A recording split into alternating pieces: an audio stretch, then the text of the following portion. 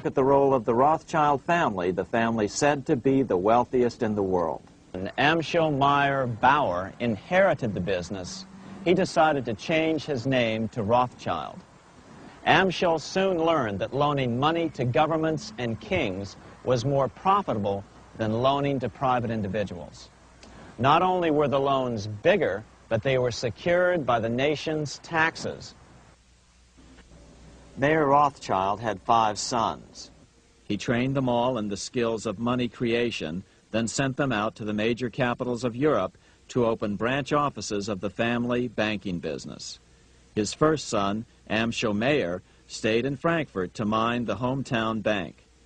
His second son, Solomon, was sent to Vienna. His third son, Nathan, was clearly the most clever. He was sent to London at age 21 in 1798, 100 years after the founding of the Bank of England. His fourth son, Karl, went to Naples, and his fifth son, Jacob, went to Paris. Rothschilds soon grew unbelievably wealthy. By the mid-1800s, they dominated all European banking and were certainly the wealthiest family in the world. They financed Cecil Rhodes, making it possible for him to establish a monopoly over the diamond and gold fields of South Africa. In America, they financed the Harrimans in railroads, the Vanderbilts in railroads and the press, and Carnegie in the steel industry, among many others. In fact, during World War I, J.P. Morgan was thought to be the richest man in America. But after his death, it was discovered that he was actually only a lieutenant of the Rothschilds. By 1850, James Rothschild, the heir of the French branch of the family, was said to be worth 600 million French francs, 150 million more than all the other bankers in France put together.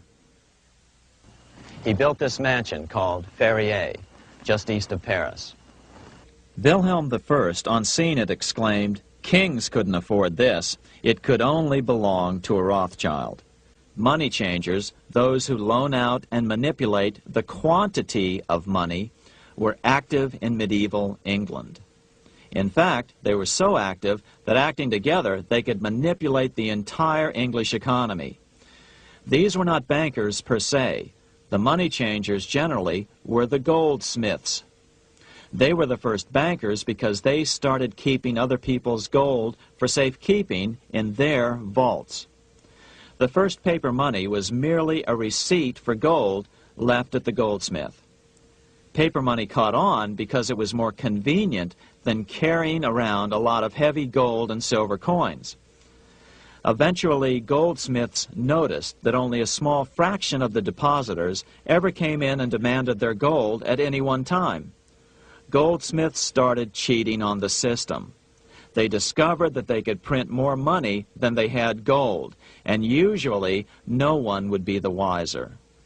Then they could loan out this extra money and collect interest on it. This was the birth of fractional reserve banking. That is, loaning out many times more money than you have assets on deposit. So, if $1,000 in gold were deposited with them, they could loan out about $10,000 in paper money and draw interest payments on it, and no one would ever discover the deception. By this means, goldsmiths gradually accumulated more and more wealth and used this wealth to accumulate more and more gold. Today, this practice of loaning out more money than there are reserves is known as fractional reserve banking. Every bank in the United States is allowed to loan out at least 10 times more money than they actually have. That's why they get rich on charging, let's say, 8% interest. It's not really 8% per year, which is their income. It's 80%. That's why bank buildings are always the largest in town. When Queen Mary's sister, Queen Elizabeth I, took the throne, she was determined to regain control over English money. Her solution was to issue gold and silver coins from the public treasury and take the control over the money supply away from the money changers. Oliver Cromwell finally overthrew King Charles, purged the Parliament, and put the king to death. The money changers were immediately allowed to consolidate their financial power. The result was that for the next 50 years, the money changers plunged Great Britain into a series of costly wars. They took over a square mile of property in the center of London, known as the City of London. This area today is still known as one of the 3 predominant financial centers of the world. By the end of the 1600s, England was in financial ruin. 50 years of more or less continuous wars with France and Holland had exhausted her. Frantic government officials met with the money changers to beg for the loans necessary to pursue their political purposes. The price was high. A government-sanctioned, privately owned bank which could issue money created out of nothing. It was to be the modern world's first privately owned central bank, the Bank of England. Although it was deceptively called the Bank of England to make the general population think it was part of the government, it was not. Like any other private corporation, the Bank of England sold shares to get started. The investors, whose names were never revealed, were supposed to put up £1.25 million British pounds in gold coin to buy their shares in the bank. The bank was duly chartered in 1694 and started out in the business of loaning out several times the money it supposedly had in reserves, all at interest. In exchange, the new bank would loan British politicians as much of the new currency as they wanted, as long as they secured the debt by direct taxation of the British people. So, legalization of the Bank of England amounted to nothing less than legal counterfeiting of a national currency for private gain. Unfortunately, nearly every nation now has a privately controlled central bank using the Bank of England as the basic model. Such is the power of these central banks that they soon take total control over a nation's economy. It soon amounts to nothing but a plutocracy ruled by the rich. The central bank scam is really a hidden tax. The nation sells bonds to the central bank to pay for things it does not have the political will to raise taxes to pay for. But the bonds are purchased with money the central bank creates out of nothing. More money in circulation makes your money worth less. The government gets as much money as it needs, and the people pay for it in inflation. The beauty of the plan is that not one person in 1,000 can figure it out because it's usually hidden behind complex-sounding economics gibberish. In 1790, less than 3 years after the Constitution had been signed, the money changers struck again. The newly appointed first Secretary of the Treasury, Alexander Hamilton, proposed a bill to the Congress calling for a new, privately owned central bank. Coincidentally, that was the very year that Amschel Rothschild made his pronouncement from his flagship bank in Frankfurt. Let me issue and control a nation's money, and I care not who writes the laws. After a year of intense debate, in 1791, Congress passed the bill and gave it a 20-year charter. The new bank was to be called the First Bank of the United States, or BUS. The bank was given a monopoly on printing U.S. currency, even though 80% of its stock would be held by private investors. The other 20% would be purchased by the U.S. government. Like the Bank of England, the name of the Bank of the United States was deliberately chosen to hide the fact that it was privately controlled. And like the Bank of England, the names of the investors in the bank were never revealed. Many years later, it was a common saying that the Rothschilds were the power behind the old Bank of the United States.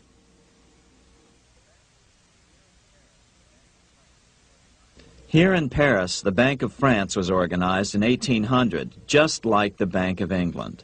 But Napoleon decided France had to break free of debt, and he never trusted the Bank of France. He declared that when a government is dependent upon bankers for money, the bankers, not the leaders of the government, are in control. This is the Waterloo battlefield about 200 miles northeast of Paris in what today is Belgium. Here Napoleon suffered his final defeat, but not before thousands of French and Englishmen gave their lives on a steamy summer day in July of 1815. The outcome was certainly in doubt. In fact, had Napoleon attacked a few hours earlier, he would probably have won the battle. But no matter who won or lost, back in London, Nathan Rothschild planned to use the opportunity to try to seize control over the British stock and bond market and possibly even the Bank of England. Rothschild stationed a trusted agent, a man named Rothworth, on the north side of the battlefield, closer to the English Channel. Once the battle had been decided, Rothworth took off for the Channel. He delivered the news to Nathan Rothschild a full 24 hours before Wellington's own courier. Rothschild hurried to the stock market and took up his usual position in front of an ancient pillar. All eyes were on him.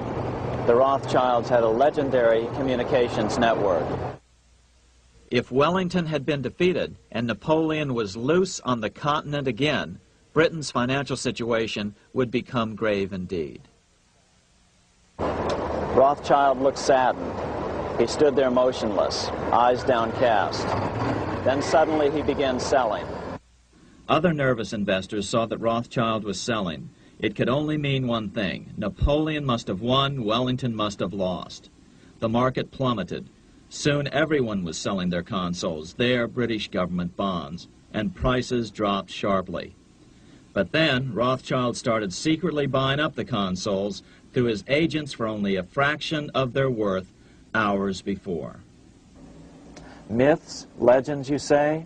100 years later, the New York Times ran a story which said that Nathan's grandson had attempted to secure a court order to suppress a book with this stock market story in it. The Rothschild family claimed the story was untrue and libelous, but the court denied the Rothschilds' request and ordered the family to pay all court costs. What's even more interesting about this story is that some authors claim that the day after the Battle of Waterloo, in a matter of hours, Nathan Rothschild came to dominate not only the bond market, but the Bank of England as well. Whether or not the Rothschild family seized control of the Bank of England, the first privately owned central bank in a major European nation and the wealthiest, one thing is certain. By the mid-1800s, the Rothschilds were the richest family in the world, bar none. They dominated the new government bond markets and branched into other banks and industrial concerns. In fact, the rest of the 19th century was known as the Age of the Rothschilds. Despite this overwhelming wealth, the family has generally cultivated an aura of invisibility. Although the family controls scores of industrial, commercial, mining, and tourist corporations, only a handful bear the Rothschild name. By the end of the 19th century, one expert estimated that the Rothschild family controlled half the wealth of the world. Whatever the extent of their vast wealth, it is reasonable to assume that their percentage of the world's wealth has increased since then. But since the turn of the century, the Rothschilds have cultivated the notion that their power has somehow waned even as their wealth increases. Just 1 year after Waterloo and Rothschild's alleged takeover of the Bank of England, the American Congress passed a bill permitting yet another privately owned central bank. This bank was called the Second Bank of the United States. Just as before, the primary stockholders remained a secret. But it is known that the largest block of shares, about 1/3 of the total, were sold to foreigners. As one observer put it, it is certainly no exaggeration to say that the Second Bank of the United States was rooted as deeply in Britain as it was in America. So, by 1816, some authors claim the Rothschilds had taken control over the Bank of England and backed a new, privately owned central bank in America as well. During the early 1900s, men like J.P. Morgan led the charge. One final panic would be necessary to focus the nation's attention on the supposed need for a central bank. The rationale was that only a central bank can prevent bank failures. Morgan was clearly the most powerful banker in America. and a suspected agent for the Rothschilds. Morgan had helped finance John D. Rockefeller's Standard Oil empire. He had also helped finance the monopolies of Edward Harriman in railroads, of Andrew Carnegie in steel, and of others in numerous industries. But on top of that, J.P. Morgan's father, Junius Morgan, had been America's financial agent to the British. After his father's death, J.P. Morgan took on a British partner, Edward Grenfell, a longtime director of the Bank of England. By 1907, the year after Teddy Roosevelt's re-election, Morgan decided it was time to try for a central bank again. Using their combined financial muscle, Morgan and his friends were secretly able to crash the stock market. Thousands of small banks were vastly overextended. Some had reserves of less than 1% thanks to the fractional reserve principle. Within days, bank runs were commonplace across the nation. Now Morgan stepped into the public arena and offered to prop up the faltering American economy by supporting failing banks with money he manufactured out of nothing. It was an outrageous proposal, far worse than even fractional reserve banking, but Congress let him do it.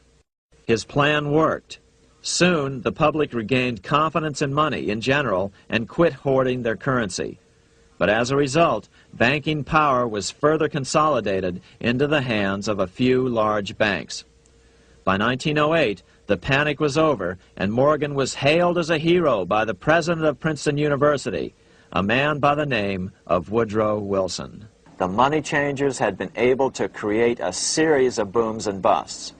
The purpose was not only to fleece the American public of their property, but to later claim that the banking system was basically so unstable that it had to be consolidated into a central bank once again.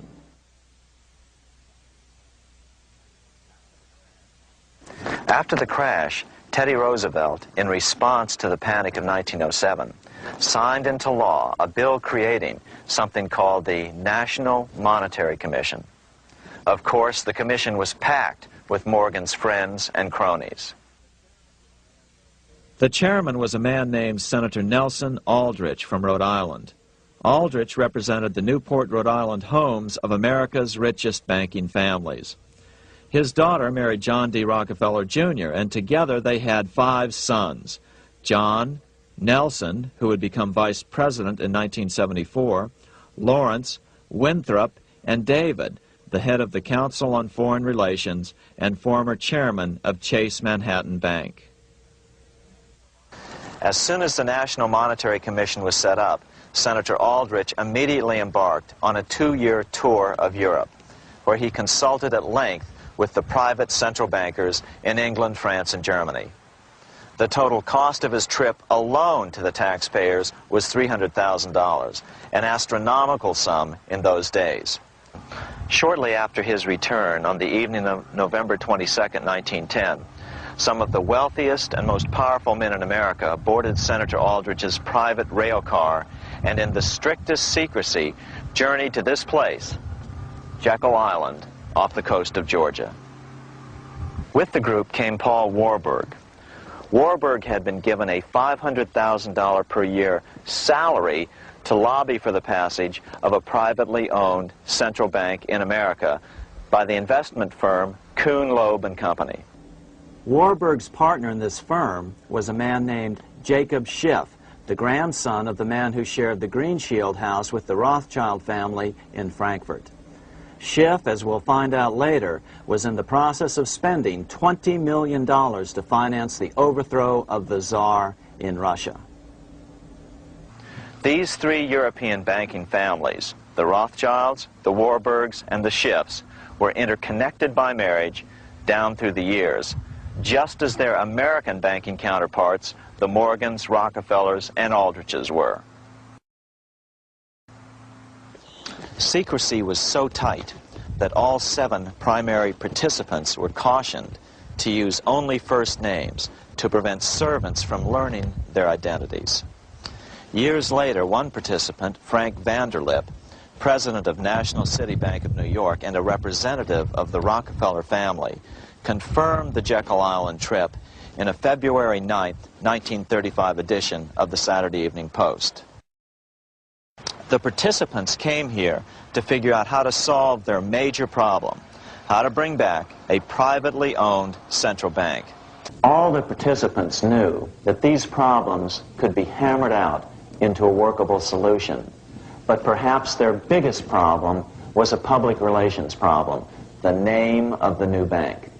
That discussion took place right here in this room, one of the many conference rooms in this sprawling hotel, today known as the Jekyll Island Club Hotel. Aldrich believed that the word bank should not even appear in the name. Warburg wanted to call the legislation the National Reserve Bill or the Federal Reserve Bill. The idea here was to give the impression that the purpose of the new central bank was to stop bank runs, but also to conceal its monopoly character. After 9 days at Jekyll Island, the group dispersed. The new central bank would be very similar to the old Bank of the United States. It would be given a monopoly over U.S. currency and create that money out of nothing. Like the pharaohs of ancient Egypt who built their empire with the help of a grand vizier, Queen Elizabeth II also has a grand vizier, serves as her most trusted advisor. His name is Lord Evelyn Rothschild, and he is the second wealthiest and most powerful person on earth. He is also Lord of the world's financial capital, the city-state of London. Lord Rothschild and his ring of power hide their identities behind 13 city council members who stand in as their representatives. On November 30th, 2000, Lord Rothschild, now in his 70s, got married in London to a wealthy Zionist businesswoman named Lynn Forrester. The couple then jetted to Washington and spent their wedding night in the White House. Just how rich and powerful is Lord Evelyn Rothschild? Historically, the Rothschild family wealth was hidden in underground vaults. The Rothschild secret financial records were never audited and never accounted for. Their family-commissioned biographies give the illusion that their family fortune has dwindled, but researchers estimate their wealth at close to $500 trillion, more than half the wealth of the entire world.